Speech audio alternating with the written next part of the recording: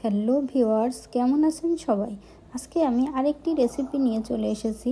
আজকের রেসিপি হলো ইলিশ মাছ দিয়ে ওলকপি রান্না। এখানে আমি 4টা ওলকপি নিয়ে নিয়েছি মিডিয়াম সাইজের এবং নিয়েছি একটি ইলিশ মাছ। এখানে আমি ওলকপিগুলো ভালো করে কেটে নিয়েছি। আমি যেরকম সাইজ পছন্দ করি ওরকম সাইজ মতো কেটে নিয়েছি। আর ইলিশ মাছটা কেটে নিয়েছি। ইলিশ মাছটাও আমি আমার পছন্দ মতো কেটে নিয়েছি। এখানে আমি 2টো টমেটো কেটে নিয়েছি এবং নিয়েছি ধনেপাতা। এখানে আমি নিয়েছি কয়েকটা কাঁচামরিচ এবং নিয়েছি পেঁয়াজ কুচি। এখন আমি কড়াইতে তেল দিয়ে কড়াইয়ে তেল গরম করে নিয়েছি। গরম তেলের ভিতর দিয়ে দিলাম পেঁয়াজ।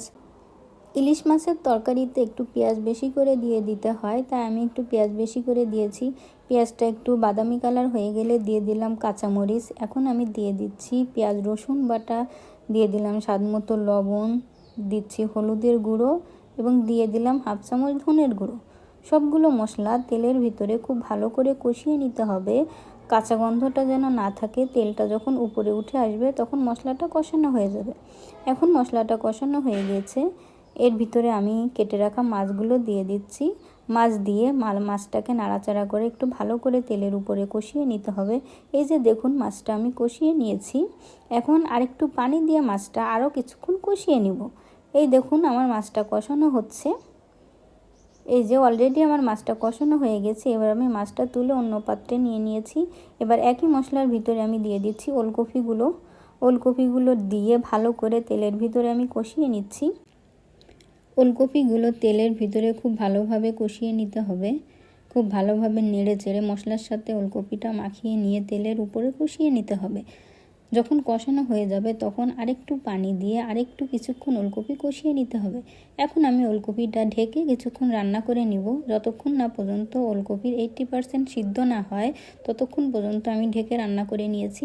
দেখুন, আমার ওলকপি সিদ্ধ হয়ে গেছে অনেকটাই। এবার নেড়ে ছেড়ে পানিটা টানিয়ে নিতে হবে। এবার কষানো মাছগুলো এর উপরে দিয়ে দিচ্ছি এবং পাত্রটা ধুয়ে সামান্য একটু পানি দিয়ে দিচ্ছি, ঝোলের পানি। বেশি পানি দেওয়া যাবে না, তাহলে তরকারির স্বাদ নষ্ট হয়ে যাবে। এই পর্যায়ে আমি দিয়ে দিচ্ছি কেটে রাখা টমেটোগুলো দিয়ে দিচ্ছি ভালো করে। টমেটোগুলো দিয়ে একটু নেড়ে চেড়ে নিতে হবে ভালো করে। এই যে দেখুন, টমেটোগুলো দিয়ে আমি নেড়ে চেড়ে নিয়েছি।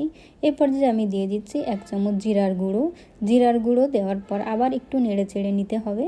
খুব ভালো করে নেড়ে চেড়ে নিতে হবে। তারপর সবশেষে আমি নামানোর কিছুক্ষণ আগে দিয়ে দিচ্ছি ধনেপাতা কুচি চারপাশে আমি এরকম ছিটিয়ে দিচ্ছি। This is final look for my curry. দেখুন কি সুন্দর হয়েছে আমার তরকারির কালারটা। ওলকপি দিয়ে ইলিশ মাছের তরকারিটা শীতকালে খেতে খুবই অসাধারণ লাগে। তো আমার ভিডিও ভালো লাগলে আপনারা লাইক, কমেন্ট, শেয়ার করবেন আর বাসায় এটা ট্রাই করবেন। আসলেই মজাদার একটা তরকারি। তো আজকে এ পর্যন্তই বন্ধুরা, আবার কোনো নতুন ভিডিও নিয়ে আপনাদের সামনে দেখা হবে। আল্লাহ হাফেজ।